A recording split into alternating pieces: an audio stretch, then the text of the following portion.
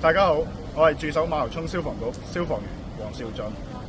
喺2025年嘅10月1號下晝5時47分，喺我身後面嘅啟德道65號發生咗一單1級火警。消防處接報之後4分鐘到達現場，16分鐘之後將火救熄。呢一次行動總共動用咗11部消防及救護車輛，合共46名人員參與呢一次嘅行動。事件之後冇人受傷，並成功疏散咗20名居民去到安全嘅地方。經初步調查，起火原因懷疑係電線短路引起嘅。消防處呼籲大家選用已認證嘅電器產品啦。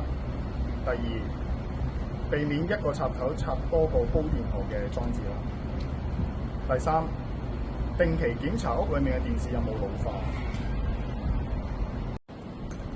消防處為咗提高大家嘅消防安全意識，之後落嚟就會有段影片教大家點樣去安裝獨立煙霧感。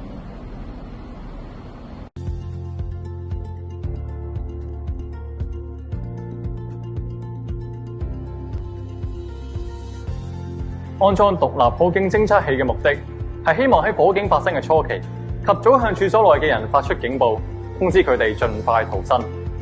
大家可以先檢視處所內嘅環境，將獨立火警偵測器安裝喺客廳近睡房嘅位置。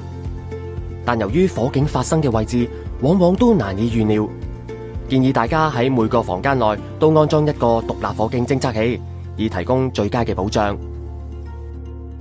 火警發生嘅時候，煙霧會上升至天花，再橫向蔓延。因此，最理想嘅安裝位置係天花板或者牆壁較高嘅位置，等偵測器盡早探測到火警嘅發生。安裝前，請先閱讀製造商提供嘅用戶手冊，並留意該偵測器需要牆身保持嘅最小距離，以及避免安裝喺天花或者牆壁嘅角落，影響偵測器嘅效能。安裝時，應根據製造商嘅指示，先將底座用螺絲或者膠貼固定喺天花或者牆身嘅高位，然後裝上已裝好電池嘅偵測器，咁就完成安裝程序啦。最後按下測試按鈕，確保裝置運作正常。此外，用戶手冊亦會建議用戶避免將偵測器安裝喺以下位置，以免引致不必要嘅誤鳴，例如冷氣出風口或者風扇葉片附近、燈具附近、廚房或者爐灶附近、浴室。